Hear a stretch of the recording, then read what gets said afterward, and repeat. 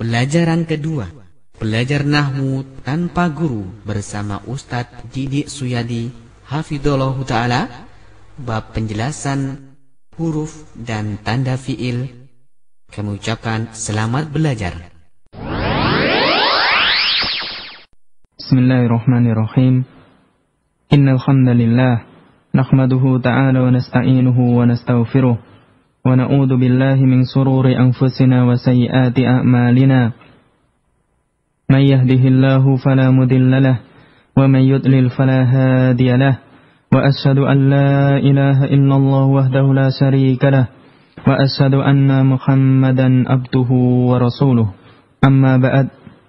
Pendengar radio Muslim yang dirahmati oleh Allah Subhanahu wa taala, alhamdulillah pada pagi hari ini Allah Subhanahu wa taala memberikan kemudahan bagi kita semua untuk menuntut ilmu, dan kita insyaallah akan mempelajari kitab Al-Muyassar fi Ilmin Nahwi yang membahas tentang ilmu nahwu, salah satu cabang dari bahasa Arab. Dan kita kemarin telah sampai pembahasan kepada alamatul ismi, ciri-ciri atau tanda-tanda dari isim. Sebelum kita lanjutkan, maka untuk kita ketahui bersama bahwasanya tujuan utama kita belajar nahwu, sebagaimana yang dikatakan oleh para ulama, supaya kita dapat memahami Al-Quran dan As-Sunnah secara benar. Atau mudahnya kita katakan supaya kita dapat membaca kitab para ulama, kitab Arab, yang banyak di antara kitab para ulama yang belum diterjemahkan ke dalam bahasa Indonesia. Supaya kita dapat mengambil faedah darinya, maka kita mempelajari ilmu nahwu dan cabang ilmu yang lain, misalnya shorof, maka seseorang insyaallah dia dapat membaca kitab para ulama, tentunya dengan kesungguhan, dengan kesabaran, dengan meminta pertolongan kepada Allah Subhanahu wa taala. Oleh karena itu, Syekh Muhammad bin Shalih Al-Utsaimin rahimahullahu taala di dalam atau ketika beliau mensarah kitab Al-Jurumiyah, di awal-awalnya beliau mengatakan bahwasanya fa inna ilman nahwi ilmun sarifun. Sesungguhnya ilmu nahwu itu ilmu yang mulia, ilmu wasilatin, yaitu berupa ilmu alat, yatawassalu biha ila syai'aini muhimmaini, yang dengan ilmu nahwu ini maka seorang akan menghantarkan seseorang kepada dua hal yang sangat penting. As-syai'u al-awwal, Syekh Muhammad bin Shalih Al-Utsaimin melanjutkan, perkara yang pertama, nanti seorang belajar ilmu nahwu maka akan mengantarkan kepada dua perkara atau dua hal yang penting. As-syai'u al-awwalu, perkara yang pertama, fahmu kitabillahi wa sunnati rasulih sallallahu alaihi wasallam. Dia dapat memahami Al-Quran dan sunnah Rasulullah sallallahu alaihi wasallam. Fa inna fahmahuma yatawaqqafu ala ma'rifatin nahwi. Karena memahami keduanya, memahami Al-Quran dan As-Sunnah, maka ini tergantung dari pemahaman seseorang kepada ilmu nahwu. Semakin seorang itu faham tentang ilmu nahwu, maka insyaallah ta'ala dengan izin dari Allah subhanahu wa ta'ala, maka dia dibukakan kepada pintu untuk memahami Al-Quran dan As-Sunnah, dibandingkan dengan orang yang dia tidak faham ilmu nahwu. Wasani, kemudian Syekh melanjutkan, dan yang kedua, iqamatul lisan alal lisanil arabi, yaitu meluruskan lisan atau menegakkan lisan sebagaimana lisannya orang Arab. Maka seorang belajar ilmu nahwu, maka perkataannya, lisannya ketika dia mengucapkan bahasa Arab, maka sebagaimana orang Arab, alladzi nazala bihi kalamullahi azza wajalla, yaitu yang Al-Quran itu turun dengan bahasa Arab. Lidzalika kana fahmun nahwi amran muhimman jiddan. Oleh karena itu, memahami ilmu nahwu itu merupakan perkara yang penting sekali. Walakinnan nahwa fi awwalihi su'bun wa fi akhirihi sahlun. Maka kita lihat, Syekh rahimahullah ta'ala beliau mengatakan, walakinnan nahwa, akan tetapi nahwu fi awwalihi su'bun. Ketika belajar di awalnya itu memang susah, memang sulit. Wa fi akhirihi sahlun, tetapi seorang ketika awalnya dia bersungguh-sungguh belajar nahwu, maka akhirnya akan terasa mudah baginya. Maka dan dimisalkan bahwasanya ilmu nahwu itu bibaitin min kosobin, seperti rumah yang terbuat dari bambu. Wababuhu min hadidin, akan tetapi pintunya itu terbuat dari besi. Hadis Syekh Muhammad bin Shalih Al-Utsaimin rahimahullah, beliau mengatakan bahwasanya seorang yang belajar nahwu itu seperti ada rumah yang terbuat dari bambu, tetapi pintunya itu terbuat dari besi. Yakni annahu su'bud dukhuli. Maksudnya adalah seorang itu ketika memasuki atau belajar ilmu nahwu itu susah sekali. Susah sekali. Lakin idza dakhalta, akan tetapi jika engkau sudah mampu untuk masuk ke dalam rumah tersebut, mampu membuka pintunya, sahula 'alaika kullu syai'in, maka akan terasa mudah bagimu, segala sesuatunya itu akan lebih mudah untuk kita semuanya. Apabila kita di awalnya sudah bersemangat untuk mempelajari ilmu nahwu dan Allah Subhanahu wa taala bukakan pintu yang pertama, maka insyaallah akan terasa mudah bagi kita semuanya. Walihada yanbaghi lil insani ayyahrisu ala ta'allumi mabadi'ihi hatta yas'ula alaihi al-baqi. Oleh karena itu hendaknya seseorang itu dia bersemangat ala ta'allumi mabadi'ihi, untuk mempelajari awalnya, permulaan ilmu nahwu, hatta yashula alaihi al-baqi, sehingga terasa mudah baginya yang lainnya, yang tersisa. Maka tujuan seorang belajar ilmu nahwu disebutkan oleh Syekh ada dua macam. Yang pertama yaitu untuk memahami Al-Quran dan As-Sunnah. Yang kedua yaitu supaya lisannya itu sebagaimana, yaitu dia mengucapkan perkataan atau berbahasa dengan bahasa Arab yang fasih. Maka ini tujuan belajar ilmu nahwu. Dan beliau Syekh rahimahullah mengatakan bahwasannya seorang ketika dia awal-awal mempelajari ilmu nahwu itu memang terasa susah. Karena seperti apa? Yaitu baitun min kosobin, seperti rumah yang terbuat dari bambu, wababuhu min hadidin. Akan tetapi pintunya terbuat dari besi.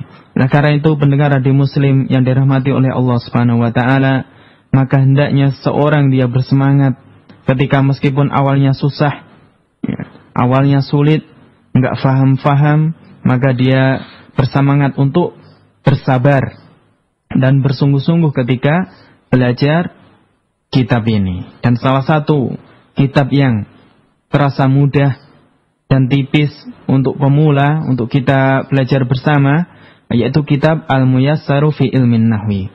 Maka mengapa kita memilih kitab Al-Muyassar?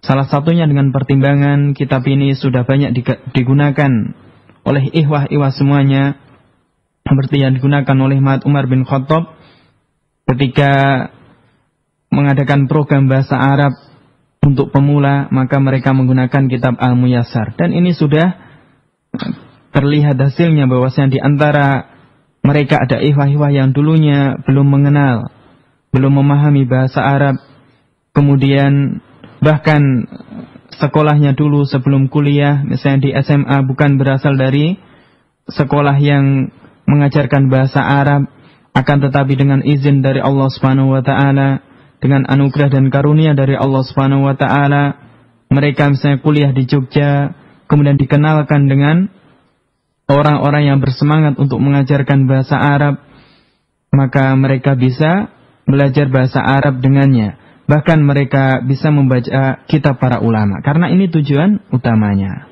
Oleh karena itu pendengar radio Muslim yang dirahmati oleh Allah Subhanahu wa taala, maka hendaknya kita bersemangat, yaitu dengan meluruskan niat kita, meskipun amalannya ringan, akan tetapi apabila kita meniatkan apa yang kita pelajari untuk Allah Subhanahu wa taala, untuk mendekatkan diri kepada Allah Subhanahu wa taala, kita belajar bahasa Arab supaya kita bisa membaca kitabnya para ulama, kita bisa mengambil faedah darinya, kemudian kita bisa bertakarrub, kita bisa beribadah kepada Allah Subhanahu wa taala, mendekatkan diri kepada Allah Subhanahu wa taala dengan mengambil faedah dari kitabnya para ulama.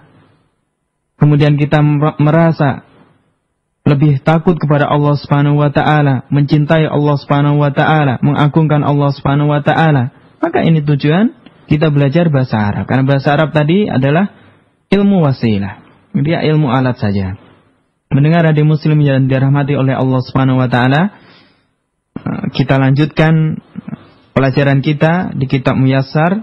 Kita sampai kepada halaman yang kedua. Hari kemarin bahasanya tentang alamatul ismi. Tanda-tanda isim. Tanda-tanda isim kemarin kita telah jelaskan bahwasannya tanda isim yang disebutkan di dalam kitab Al-Muyassar ada 4. Yang pertama al-khafdu atau al-jarru, yaitu kasroh. Jadi kata yang di akhirnya dia di kasroh, maka kita katakan dia isim. Yang kedua at-tanwinu, yaitu ditanwin, misalnya rajulun, imra'atun, kitabun atau yang lainnya. Maka yang ditanwin itu merupakan isim. Kemudian yang ketiga al-alifu wal-lamu, alif dan lam. Maka setiap kata yang dia mengandung alif dan lam di awalnya, maka kita katakan dia isim. Misalnya rajulun. Rajulun ditanwin, ketika tanwinnya dihilangkan, kita berikan alif lam padanya ar-rajulu. Maka kita katakan ar-rajulu isim dengan tanda al atau al-alif wal-lam. Kemudian yang keempat huruful jarri, dan insyaallah yang ini yang akan kita rinci pada hari ini. Pendengar radio muslim yang dimuliakan oleh Allah Subhanahu wa taala, sebelum kita lanjutkan di sana para ulama menjelaskan bahwasanya ada tanda isim yang lainnya, ada tanda isim yang lainnya, yaitu yang kelima diistilahkan oleh para ulama al-idhofah. Al-idhofah. Ada istilah dalam bahasa Arab yaitu al-idhofah, yaitu menyandarkan satu kata ke kata yang lain. Maka ini namanya al-idhofah. Aslinya berasal dari 2 kata, kemudian digabung menjadi 1, maka inilah yang namanya al-idhofah. Misalkan, kata yang pertama rasulun. Kata yang kedua Allahu. Kemudian disandarkan rasulun kepada lafaz jalalah Allah, maka menjadi Rasulullahi. Maka ini yaitu gabungan kata Rasulullahi, ini namanya idhofah. Dan idhofah terdiri dari 2 macam. Kata yang pertama itu namanya mudhaf, dan kata yang kedua namanya mudhaf ilaih. Kedua-dua idhofah maka dikatakan oleh para ulama keduanya isim. Keduanya adalah isim atau kata benda. Meskipun di sana ada mudhaf ilaih misalnya yang dia bukan isim, maka dihukumi sebagaimana isim. Maka ciri isim yang kelima yang tidak ada di kitab Muyassar disebutkan oleh para ulama nahwu, ya, salah satunya adalah al-idhofah, yaitu menyandarkan satu kata ke kata yang lain. Yang keduanya itu adalah isim. Kita contohkan misalnya kata yang pertama rasulun, yang kedua lafaz jalalah Allahu. Maka ketika digabung menjadi Rasulullahi. Menjadi Rasulullahi. Kata yang pertama rasulu itu namanya mudhaf. Kemudian lafaz jalalah Allahi namanya mudhaf ilaih. Maka kita lihat di sini perubahan. Yang pertama rasulun. Kemudian kata yang pertama rasulun, yang kedua Allahu. Ketika disandarkan, ketika dijadikan idhofah menjadi Rasulullahi. Maka di sana ada syarat mudhaf. Maka apakah syarat mudhaf? Syarat mudhaf itu ada 3. Maka kita sebutkan yang pertama 2 saja, yaitu yang pertama bahwasanya mudhaf, yaitu kata yang pertama, kata yang disandarkan kepada kata yang kedua, itu syaratnya yang pertama tidak boleh ditanwin. Maka kita lihat yang pertama tadi rasulun, ketika menjadi mudhaf menjadi rasulu, maka tidak boleh ditanwin. Yang kedua, tidak boleh kemasukan alif lam. Misalnya ar-rasulu disandarkan ke lafaz jalalah Allahu, maka enggak boleh ar-rasulullahi. Harus alnya dibuang, Rasulullahi. Maka syarat mudhof yang pertama dia tidak boleh ditanwin, yang kedua tidak boleh kemasukan al atau alif lam. Ini syarat mudhof. Kemudian yang ketiga, insyaallah akan dijelaskan ketika membahas tentang permasalahan idhofah. Kemudian kita lihat kata yang kedua namanya mudhof ilaih. Mudhof ilaih, kata yang disandari oleh kata yang pertama. Ini namanya mudhof ilaih. Mudhof ilaih yang awalnya tadi dari kata rasulun dan lafaz jalalah Allahu yang dia harokatnya dhammah, maka ketika menjadi mudhof ilaih, maka dia harokatnya menjadi kasroh. Harokatnya menjadi kasroh. Maka yang namanya mudhof ilaih itu dia nanti istilahnya harus jar atau khafat ya. Jadi kasroh yang mudahnya, meskipun nanti akan dirinci. Maka ini adalah ciri isim yang kelima. Maka pendengar radio Muslim yang dirahmati oleh Allah Subhanahu wa taala, ciri isim yang kelima kita bahas adalah al-idhofah. Dan di sana ada ciri-ciri isim yang lainnya. Insyaallah akan dibahas apabila kita mempelajari kitab yang lebih lanjut. Kitab yang lebih lanjut. Maka pendengar radio Muslim yang dirahmati oleh Allah Subhanahu wa taala, kita tahu bahwasanya jika ada suatu kata yang kemasukan salah satu dari ciri-ciri isim, maka kita katakan, kita hukumi dia sebagai isim. Tidak harus dia kemasukan semua ciri isim. Maka apabila ada kata dia kemasukan salah satu dari ciri-ciri isim, maka kita katakan dia sebagai isim. Kemudian kita lanjutkan ke dalam pembahasan huruful jarri. Halaman yang ketiga di kitab Al-Muyassaru fi Ilmin Nahwi. Wa huruful jarri hiya, dan huruf-huruf jar adalah yang pertama min. Di huruf jar yang pertama adalah min. Min ini artinya dari.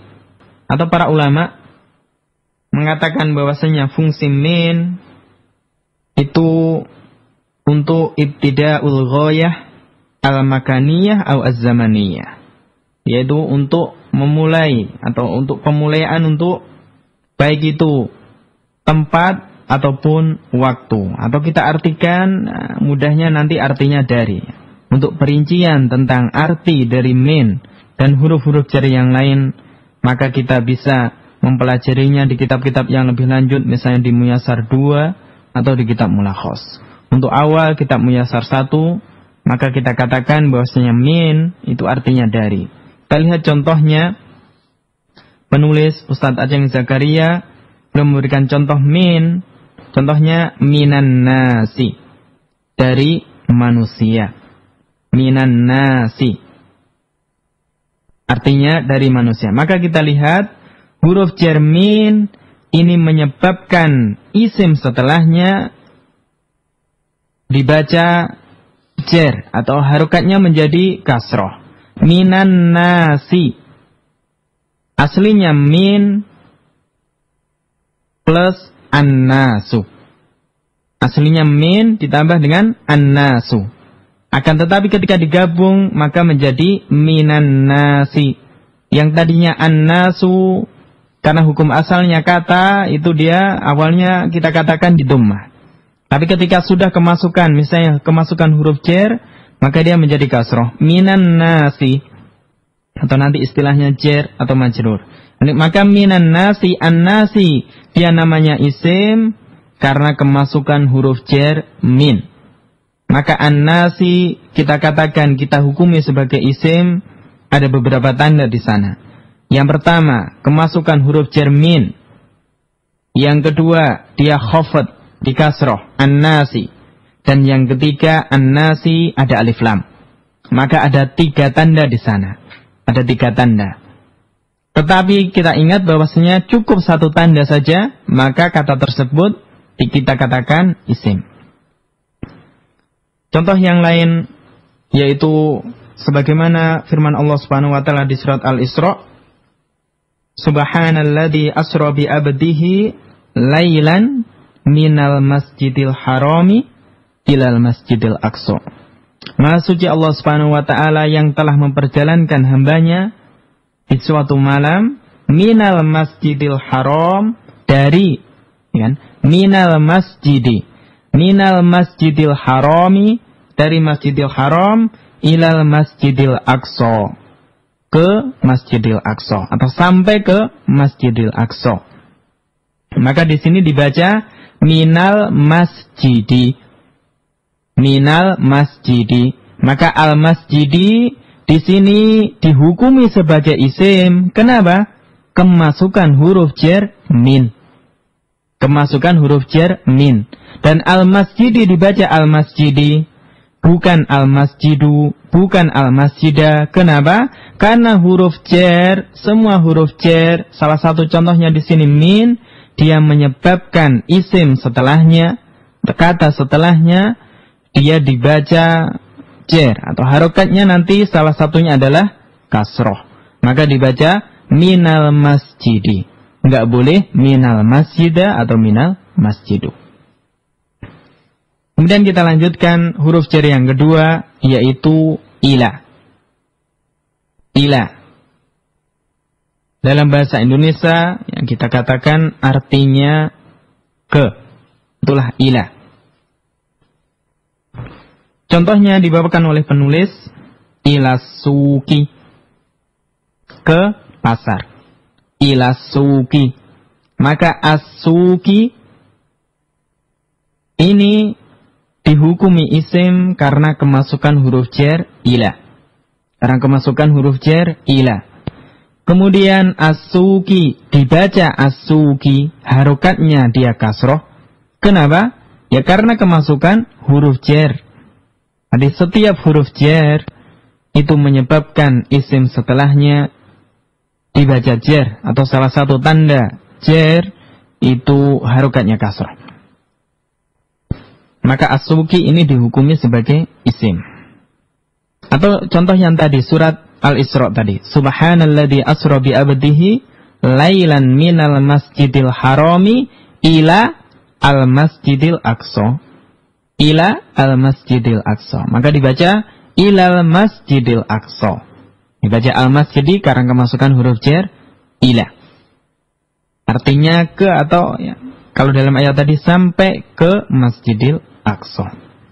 Kemudian huruf jar yang ketiga adalah an.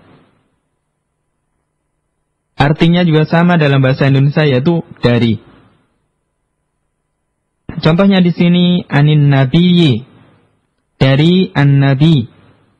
Maka dibaca an-nabiyyi karena kemasukan an, huruf jar. Maka an-nabiyyi di sini dikatakan dia sebagai isim. An-nabi itu isim karena kemasukan huruf jar, yaitu an. Maka dia dikatakan isim atau kata benda. Kemudian yang berikutnya yaitu ala. Artinya di atas. Yaitu ala artinya di atas. Atau istilahnya ulama nahwu al-isti'la, menunjukkan arti atas. Contohnya di sini dibawakan oleh penulis alal maktabi, di atas meja. Alal maktabi, dibaca al-maktabi. Maka al-maktabi di sini dihukumi sebagai isim. Mengapa isim? Yang pertama, karena kemasukan huruf jar ala. Yang kedua, al-maktabi ada alif lam. Yang ketiga, al-maktabi itu khafat, di kasrah.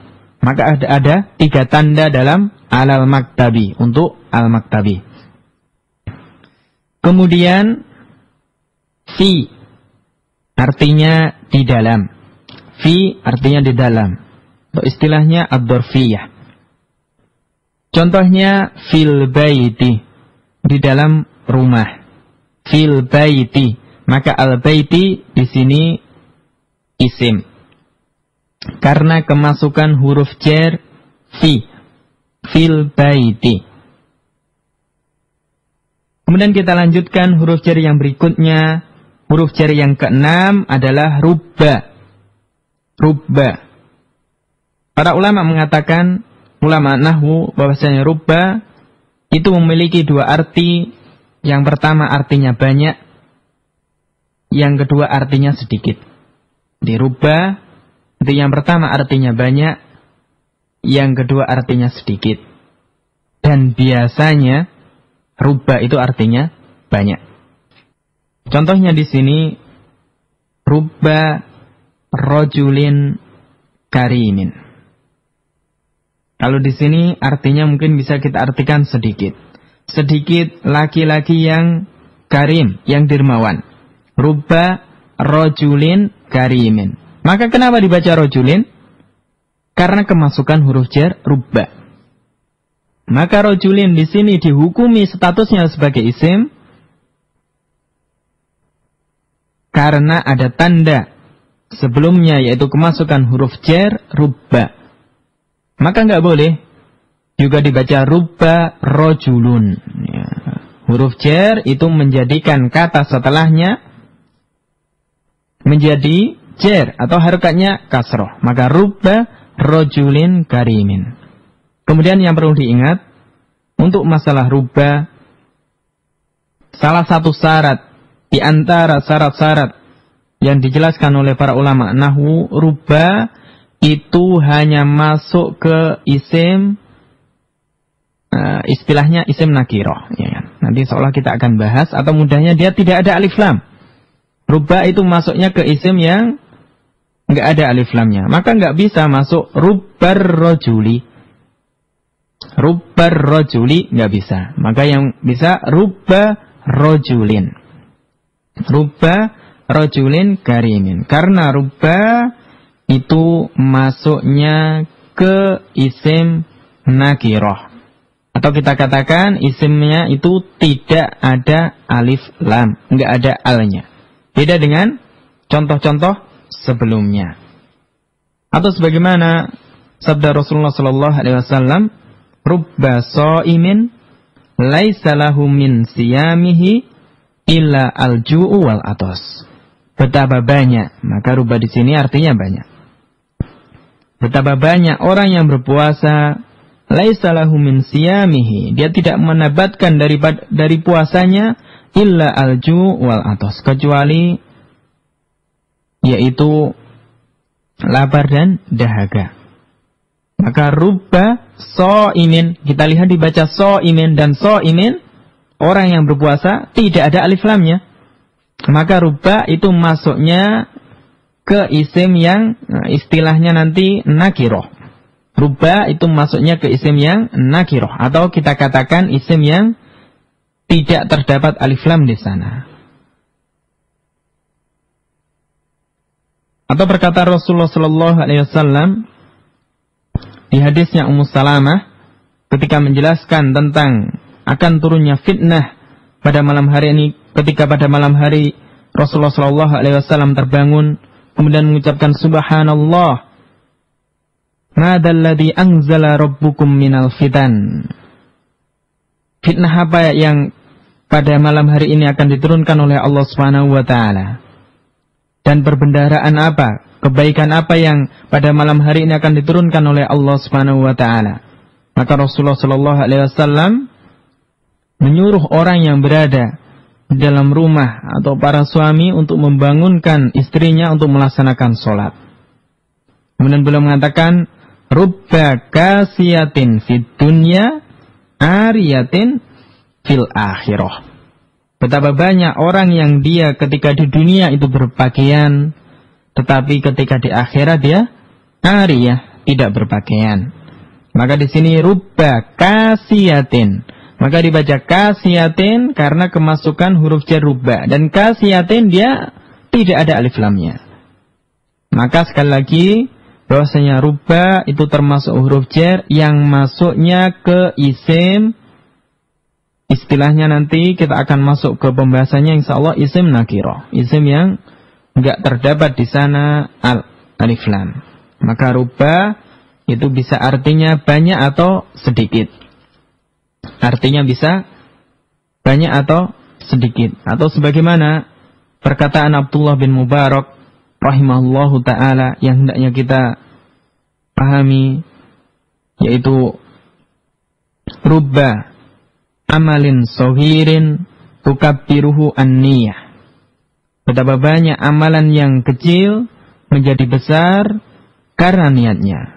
Wa rubba amalin kabirin tusaghhiruhu an-niyah. Dan betapa banyak amalan yang itu kelihatannya besar, tetapi menjadi kecil di sisi Allah Subhanahu wa taala karena niatnya. Maka ini menunjukkan pentingnya niat untuk amalan seseorang. Pentingnya niat yang benar untuk amalan seseorang. Maka hendaknya seorang itu mempelajari tentang permasalahan ikhlas, kemudian dia berusaha bersungguh-sungguh untuk mengikhlaskan setiap amalannya untuk Allah Subhanahu wa taala dengan meminta taufik dari Allah Subhanahu wa taala untuk menjadikan dirinya sebagaimana orang-orang yang ikhlas.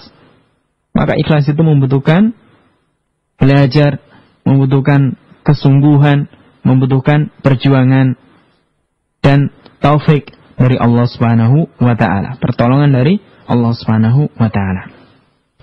Pendengar dan muslim yang dirahmati oleh Allah Subhanahu wa taala, kemudian kita lanjutkan huruf jar yang berikutnya, yaitu al-ba'u. Ba. Ketika masuk dalam kalimat, maka nanti bunyinya bi. Maka para ulama nahwu membuat kaidah apabila kata tersebut cuma terdiri dari satu huruf, maka kita sebutkan namanya. Enggak boleh kita katakan bi, tapi kita katakan al-ba'u. Akan tetapi apabila dia terdiri lebih dari satu huruf, maka bisa kita membacanya. Misalnya ila ada 3 huruf, aan ada 2 huruf, ain sama nun. Maka kita baca bukan al-ainu wan nunu, ya, tapi kita katakan an. Tetapi apabila dia satu huruf, misalnya bi, bunyinya bi, tapi kita katakan al-ba'u, ba. Artinya dengan. Artinya dengan. Contohnya di sini dibawakan oleh penulis bil kolami, dengan kolam, pena. Bil mirsami, dengan mirsam, ya, alat untuk menggambar. Maka al-kolami dihukumi isim karena dia kemasukan huruf jar. Mirsami dihukumi isim kemasukan huruf jar. Selain itu ada alif lam dan mereka di kasroh. Kemudian yang berikutnya al-kafu, kaf. Fungsinya untuk at-tasbih, penyerupaan, artinya seperti. Contohnya kal-komari, seperti bulan. Maka dibaca al-komari karena kemasukan kaf. Maka kita lihat ketika di kalimat dia bunyinya ka. Tetapi ketika kita katakan apa ciri huruf jar yang ke-8, maka namanya adalah al-kafu. Tidak dikatakan ka, tapi al-kafu, kaf. Kata-katakan hurufnya, bukan bunyinya ketika dia masuk dalam kalimat. Kal-komari, seperti bulan. Kal-asadi, seperti singa. Misalnya ada kalimat laila kal-badri. Laila itu seperti bulan, atau aliyun kal-asadi, Ali seperti singa. Maka al-asadi, al-komari, al-badri ini semuanya isim karena kemasukan huruf jar al-kafu, kaf. Kemudian yang terakhir yang disebutkan oleh penulis kitab Al-Muyassar yaitu al-lamu, lam. Artinya salah satu arti dari lam adalah milik, untuk kepemilikan, al-milk. Contohnya lillahi, hanya milik Allah. Misalnya dalam ayat lillahi ma fis samawati wa ma fil ard. Hanya milik Allah apa-apa yang ada di langit dan di bumi. Lillahi, dibaca lillahi, bukan lillahu, bukan lillaha. Karena huruf jar lam ini menyebabkan isim setelahnya dibaca jar yang harokatnya kasroh. Li rasulillahi, maka li rasulillahi, milik Rasulullah atau untuk Rasulullah. Maka dibaca mana yang isim dalam kalimat li rasulillahi, maka kita katakan rasuli, dia isim, tandanya adalah kemasukan huruf jar lam. Kemudian kenapa dibaca rasuli, bukan rasulu, bukan rasula? Karena kemasukan huruf jar lam juga. Karena setiap huruf jar itu menyebabkan isim setelahnya dibaca nanti harokatnya mudahnya kasroh, meskipun tidak semuanya. Kemudian kita lihat rasulillahi. Kenapa lafaz jalalah Allah dibaca Allahi, enggak rasulillaha, enggak rasulillahu? Maka kita katakan sebagaimana, yaitu ketika kita sedikit membahas tentang masalah idhofah. Maka lafaz jalalah Allahi di sini sebagai mudhof ilaih. Kata kedua yang disandari oleh kata yang pertama yaitu rasuli. Maka ini lafaz jalalah Allah itu namanya mudhof ilaih. Maka enggak boleh dibaca li rasulillaha, li rasulillahu atau yang lainnya. Maka li rasulillahi. Maka demikian huruf-huruf jar yang ada di kitab Al-Muyassaru fi Ilmin Nahwi. Yaitu yang pertama adalah min, artinya dari, ila, ke, an, artinya dari, ala itu di atas, fi di dalam, rubba artinya bisa banyak atau sedikit. Maka dilihat konteks kalimatnya, dan rubba itu masuknya ke isim nakiroh, isim yang tidak terdapat alif lam di sana. Kemudian yang berikutnya al-ba'u, al-kafu dan al-lam. Pendengar radio Muslim yang dirahmati oleh Allah Subhanahu wa taala, kita lanjutkan ke pembahasan anwa'ul kalimah. Jenis-jenis kata yang kedua yaitu al-fi'lu. Pembahasan isim, tentang definisi isim, kemudian ciri-ciri isim, kemudian perincian dari huruf jar sudah selesai. Alhamdulillah, kita masuk ke anwa'ul kalimah.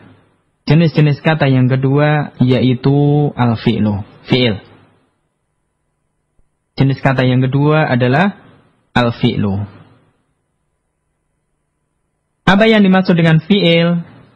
Penulis mengatakan al-fi'lu huwa kalimatun dallat ala ma'nan wakturinat di zamanin. Yang namanya fi'il adalah suatu kata kalimatun. Maka ini ditanwin. Maka kalimatun di sini isim. Ya kan? Kalimatun, ya, ada kata yang dia ditanwin. Maka kalimatun di sini dihukumi sebagai isim. Apa tandanya? At-tanwinu, tanwin. Al-fi'lu huwa, fi'il adalah kalimatun dallat ala maknan. Demikian juga maknan, yaitu suatu kata yang menunjukkan atas suatu makna wakturinat bi zamanin, dan dia terkait dengan waktu. Maka dalam definisi fi'il yang dijelaskan oleh penulis, apabila kita lihat yang pertama al-fi'lu. Al-fi'lu ada alif lam.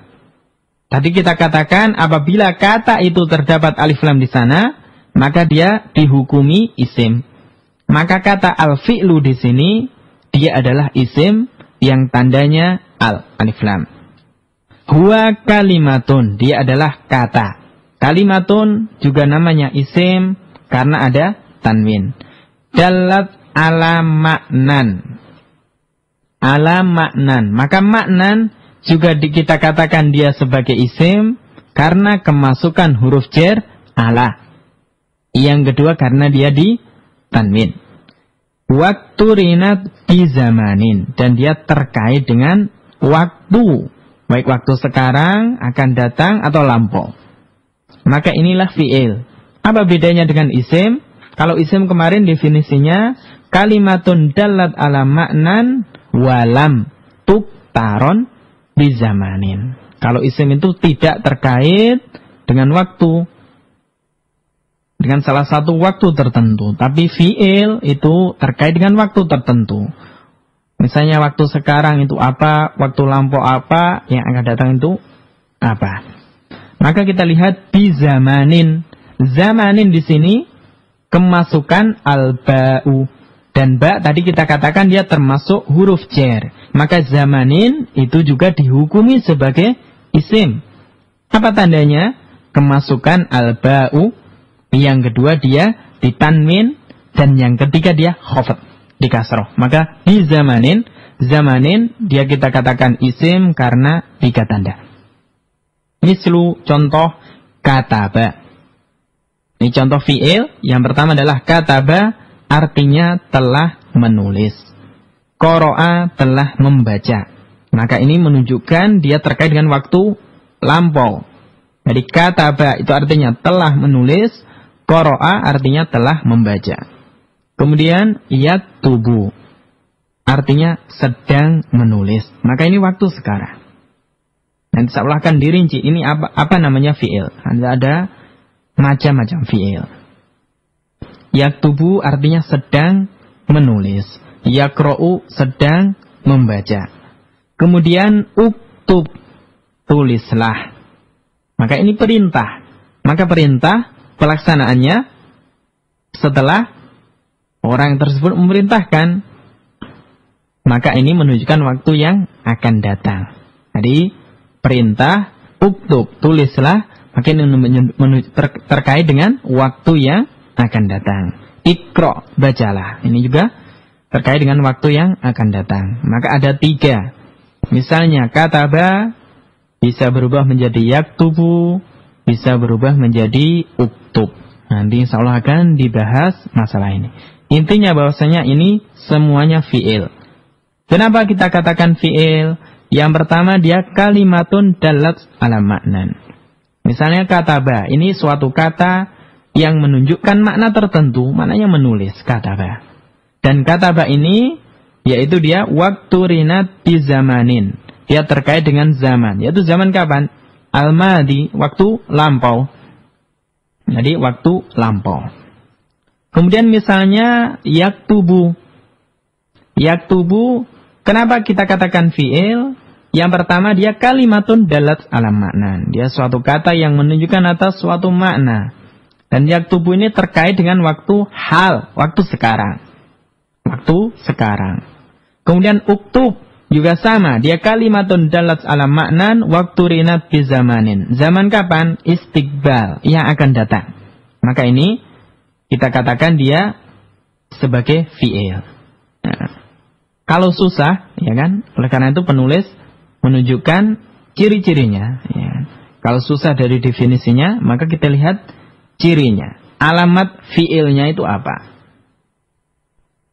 Maka kita lanjutkan alamatul fi'li hiya, tanda-tanda fi'il. Dia adalah, ini kita bahas, tanda-tanda fi'il. Kalau kita lihat dari kata alamatul fi'li, alamatu al-fi'li. Susunannya adalah mudhof, mudhof ilaih. Jadi alamatul fi'li, ini kita lihat susunannya adalah kata yang pertama ini namanya mudhof, yang kedua mudhof ilaih. Maka nggak boleh dibaca alamatul fi'la, alamatul fi'lu, nggak boleh.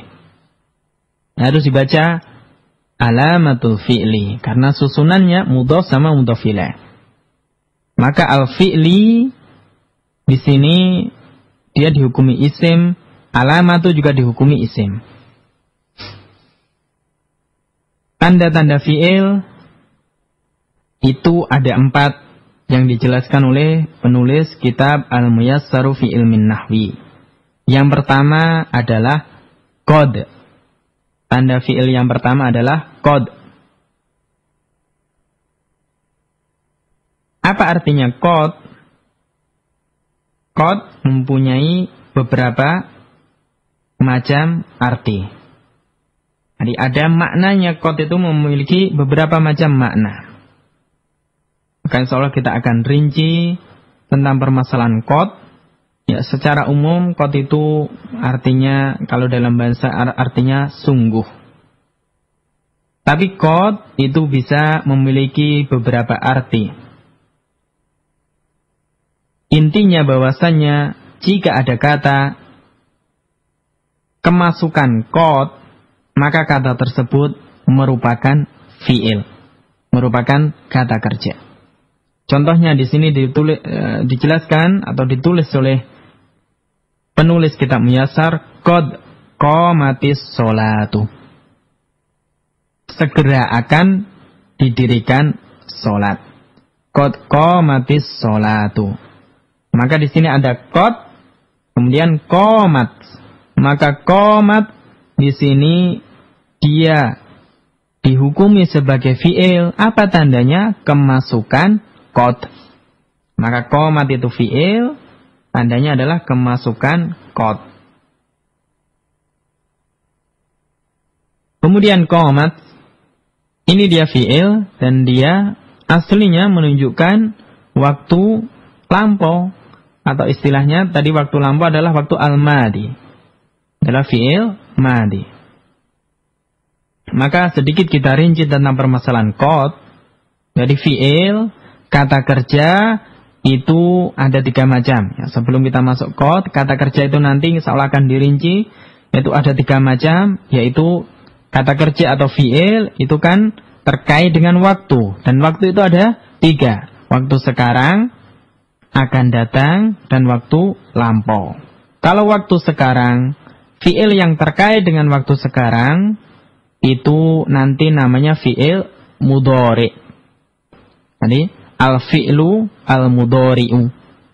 Kemudian kalau fi'il tersebut terkait dengan waktu lampau, maka namanya al-fi'lu al-madi, fi'il madi. Kemudian kalau fi'il tersebut terkait dengan waktu yang akan datang, namanya fi'lul amri, fi'il amr. Ini perintah. Dan perintah itu pelaksanaannya setelah orang yang memerintah. Maka dia waktunya yang akan datang. Dan qad itu masuknya hanya ke 2 fi'il. Nanti. Jadi qad itu tanda khusus untuk 2 fi'il. Fi'il apa? Yang pertama fi'il madi, yang kedua fi'il mudhari. Insyaallah kita akan bahas masalah fi'il madi dan fi'il mudhari. Tapi karena kita di sini membahas tentang qad, maka kita jelaskan sedikit tentang fi'il madi dan fi'il mudhari. Intinya fi'il madi itu menunjukkan waktu lampau. Fi'il mudhari menunjukkan waktu sekarang. Fi'il amr nanti menunjukkan waktu yang akan datang. Dan qad ini tanda khusus untuk fi'il madi. Ada istilahnya, maka kita ingat. Ada dalam bahasa Arab, ada istilah. Dalam nahwu ada istilah fi'il madi. Menunjukkan waktu lampau. Qad itu bisa masuk ke fi'il madi dan fi'il mudhari. Dan qad tidak bisa masuk ke fi'il amr. Yang pertama, qad apabila masuk ke fi'il madi. Dijelaskan oleh para ulama, qad apabila masuk ke fi'il madi, maka afadat at-tahqiqa au at-takribah. Maka memberikan arti at-tahqiq untuk menguatkan. Artinya sungguh. Ini arti yang pertama, qad apabila masuk ke fi'il madi. Yang kedua artinya at-takrib, dekat. Dan contoh yang dibawakan oleh penulis kitab Muyassar, qad qamatis sholatu. Qad di sini masuknya ke qomat. Qomat itu fi'il madi, menunjukkan waktu lampau. Dan qad di sini masuk ke qomat, tetapi memiliki arti at-takrib, dekat. Artinya bukan sholat itu sudah didirikan, tapi apa? Sholat itu akan dilaksanakan. Ini artinya akan atau segera akan dilaksanakan. Maka qad qamatis sholatu artinya segera akan ditegakkan atau dilaksanakan sholat. Maka qad di sini artinya at-takrib. Kenapa at-takrib? Karena dia masuk ke fi'il madi. Contoh yang masuk ke fi'il madi yang memiliki arti at-tahqiq, artinya sungguh, adalah firman Allah Subhanahu wa taala di surat Al-Mu'minun. Kita hafal semuanya insyaallah. Qad aflahal mu'minuna, ya kan? Sungguh beruntung orang-orang yang beriman. Qad aflaha al-mu'minuna. Sungguh beruntung orang-orang mukmin. Maka qad masuk ke aflaha. Aflaha, maka kita katakan dia sebagai fi'il. Kenapa fi'il? Karena kemasukan qad. Dan qad itu tanda khusus untuk fi'il. Fi'il apa aflaha? Kita katakan fi'il madi. Ya. Nanti insyaallah kalau kita belajar shorof akan tahu aflaha itu fi'il madi. Qad aflaha al-mu'minuna. Maka qad di sini artinya bukan at-takrib, bukan dekat, tapi dia memiliki arti at-tahqiq, artinya sungguh. Ini salah satu contohnya. Kemudian qad apabila masuk ke fi'il mudhari, juga memiliki dua arti. Qad apabila masuk ke fi'il mudhari juga memiliki dua arti. Jelaskan oleh para ulama, artinya at-taklilu atau at-takfiru. Bisa memiliki arti at-taklil, sedikit, atau artinya at-takfir, banyak. Jadi artinya bisa sedikit atau banyak, ya, kebalikannya. Dilihat dari mana?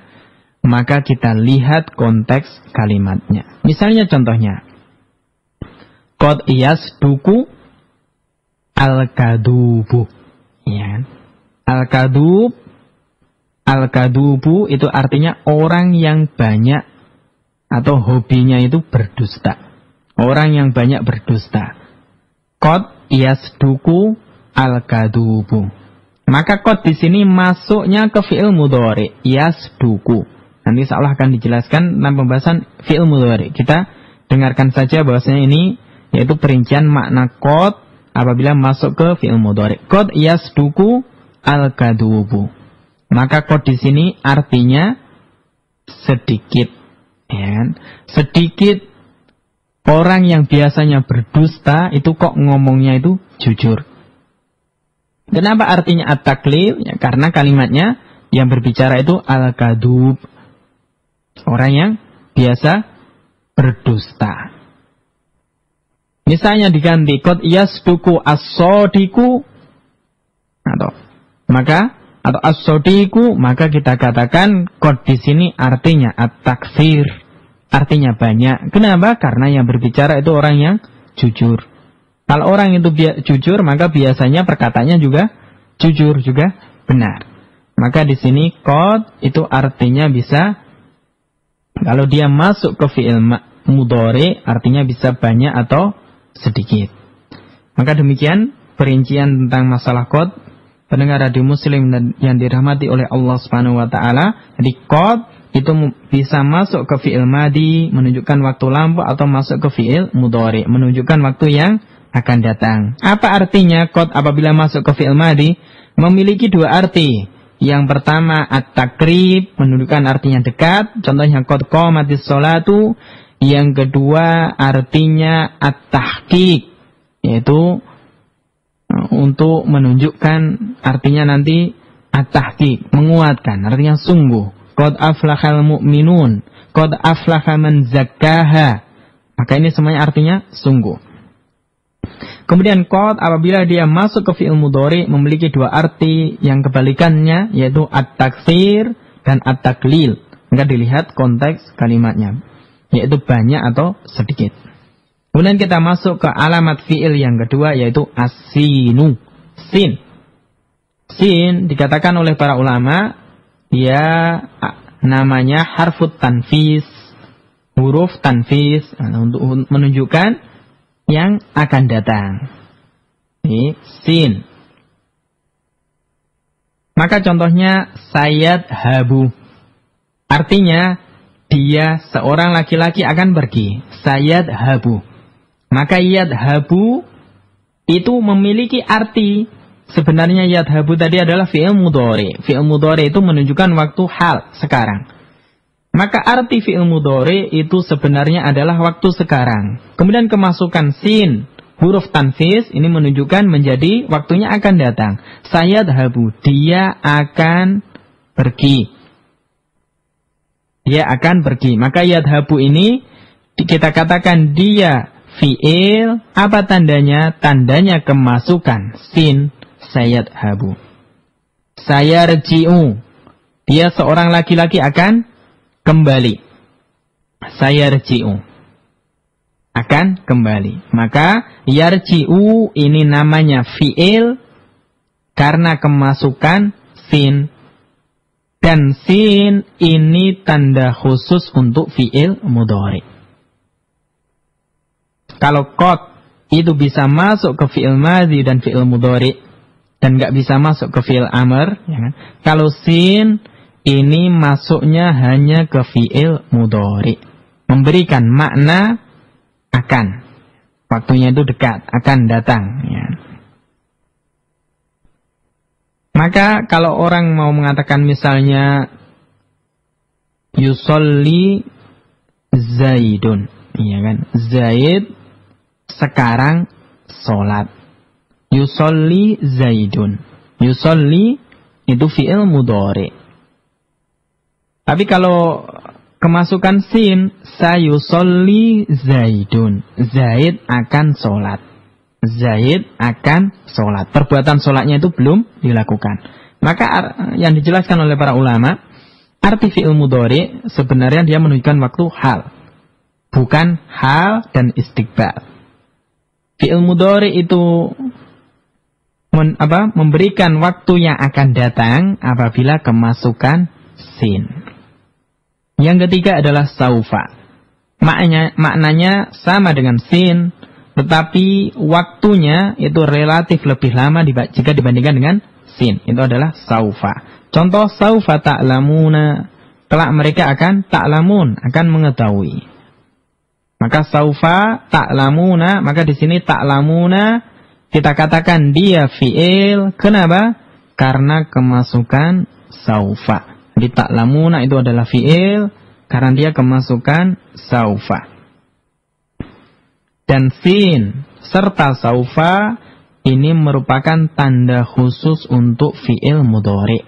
Artinya, dia tidak bisa masuk ke fi'il madi atau fi'il amar. Untuk pembahasan fi'il madi, fi'il mudhari, fi'il amar, insya Allah kan dibahas di belakang. Ini hanya pengenalan saja tentang istilah ada fi'il. Ditinjau dari sisi waktu, itu terbagi menjadi 3, madi, mudhari, sama amar. Demikian. Kemudian yang keempat, ta'ut ta'nitsi as-sakinatu. Tak ta'nis yang sukun. Yang terakhir untuk pelajaran kita pada pagi hari ini, tanda fi'il yang keempat adalah ta'ut ta'nitsi as-sakinatu. Tak ta'nis yang sukun. Contohnya qalat. Jadi tak ta'nis, ta'nis itu tanda untuk perempuan, as-sakinah yang sukun. Qalat, dia seorang perempuan telah berkata. Qalat, aslinya qala kemudian ketambahan tak yang sukun. Ini namanya tak ta'nis. Menunjukkan yang berkata ini seorang perempuan. Maka kita katakan qalat ini fi'il, apa tandanya? Ada tak ta'nis as-sakinatu. Dahabat, dia seorang perempuan telah pergi. Maka dahabat kita hukumi dia sebagai fi'il karena dia kemasukan tak ta'nis as-sakinah. Dan diingat, tak ta'nis as-sakinah ini tanda khusus fi'il madi. Maka nggak mungkin tak ta'nis as-sakinah masuk ke fi'il mudhari maupun fi'il amr. Jadi tak ta'nis as-sakinah itu tanda khusus fi'il madi. Demikianlah pendengar radio Muslim yang dirahmati oleh Allah Subhanahu wa taala, sedikit pembahasan tentang fi'il. Jadi kita bahas definisi fi'il, kemudian tanda-tanda fi'il. Dan fi'il ditinjau dari waktunya terbagi menjadi 3, fi'il madi menunjukkan waktu lampau, mudhari waktu sekarang, fi'il amr waktu yang akan datang. Kemudian ciri-ciri fi'il, alamat fi'il ada 4 di sini di kitab Al-Muyassar fi Ilmin Nahwi. Yang pertama qad. Qad ini bisa masuk ke fi'il madi, bisa masuk ke fi'il mudhari. Kalau masuk ke fi'il madi memiliki 2 arti, tadi sudah dijelaskan. Kalau masuk ke fi'il mudhari juga memiliki 2 arti. Kemudian yang kedua sin. Sin menunjukkan waktu dekatnya suatu kejadian, ya kan? Artinya akan atau segera. Yang ketiga saufa, maknanya sama dengan sin tapi relatif lebih lama. Kemudian yang keempat ta'ut ta'nitsi as-sakinatu, tak ta'nis yang sukun. Jadi sin dan saufa ini khusus masuk ke fi'il mudhari. Kemudian tak ta'nis as-sakinah khusus masuk ke fi'il madi. Kemudian qad bisa masuk ke fi'il mudhari dan fi'il madi. Maka demikianlah pendengar radio Muslim yang dimuliakan oleh Allah Subhanahu wa taala, pembahasan kita atau belajar kita pada pagi hari ini. Semoga Allah Subhanahu wa taala memberikan kemudahan, memberikan barokahnya kepada kita semuanya pada pagi hari ini. Ya, kita akhiri pelajaran kitab Muyassar. Ya, subhanakallahumma wa bihamdik asyhadu an la ilaha illa anta astaghfiruka wa atubu ilaik. Alhamdulillahirabbil alamin. Ya, baiklah sahabat muslim yang dirahmati Allah Subhanahu wa taala, demikian sesi untuk pembahasan pada pagi hari ini. Dan kami membuka pertanyaan. Kita mempersilakan bagi Anda untuk berpartisipasi. Mungkin 1 atau 2 pertanyaan saja untuk pagi hari ini. Kami membuka di interaktif line telepon 081392425527. Sekali lagi untuk interaktif bisa Anda mengirimkan di 081392425527. Dan juga Anda bisa melayangkan di pesan singkat melalui ID Yahoo kami di kajian_Jogja atau kajian Jogja, atau dapat juga melalui kontak box di website di alamat www.radiomuslim.com. Baik Ustaz, sudah ada pertanyaan yang masuk melalui pesan singkat melalui website. Dari Setia di Jogja, pertanyaannya Ustaz, mohon dijelaskan apakah ada perbedaan huruf min dengan ala dari penggunaannya. Tadi dijelaskan atau disebutkan Ustaz pada pembahasan huruf. Min dengan? Min dengan ala Ustaz. Min dengan an. Iya, dengan an ini Ustaz. Tafadhol, silakan Ustaz. Jadi huruf min dengan an itu kalau kita masih belajar di awal-awal, maka dalam bahasa Indonesia itu artinya sama, yaitu artinya dari. Artinya dari. Dan di sana banyak sekali arti dengan arti min atau an. Jadi secara umum artinya ya sama-sama dari. Misalnya tadi dikatakan anin nabi, dari nabi. Atau minan nasi, dari manusia. Atau min itu bisa bermakna artinya dari, dalam bahasa Indonesia artinya dari, tetapi dia apa? Untuk menunjukkan waktu atau tempat. Contohnya tadi subhanalladzi asra bi abdihi lailan minal masjidil haram, dari tempatnya yaitu di Masjidil Haram. Jadi min ini menunjukkan yaitu untuk artinya dari tapi untuk tempat. Dan di sana para ulama menjelaskan bahwa salah satu artinya an itu juga bisa bermakna arti min. Nah, misalnya firman Allah Subhanahu wa taala, "Wa huwal ladzi yaqbalu taubata an ibadihi wa ya'fu anis sayyi'at." Dan dialah Allah Subhanahu wa taala yang yaqbalu taubata, yaitu menerima taubat an ibadihi, dari hambanya. Maka an di sini artinya min, dari juga. Ya, wallahu taala alam untuk perinciannya tentang permasalahan makna-makna dari huruf jar min, makna huruf jar an, maka insya Allah kita akan bisa membahasnya atau mempelajarinya di kitab yang lebih lanjut, misalnya di Muyasar 2, di kitab Mulakhos atau yang lainnya. Wallahu a'lam. Ustaz, kita bacakan kembali pertanyaan yang masuk melalui pesan singkat di website dari hamba Allah. Ustaz, pertanyaannya, di dalam penjelasan huruf ada huruf hijaiyah.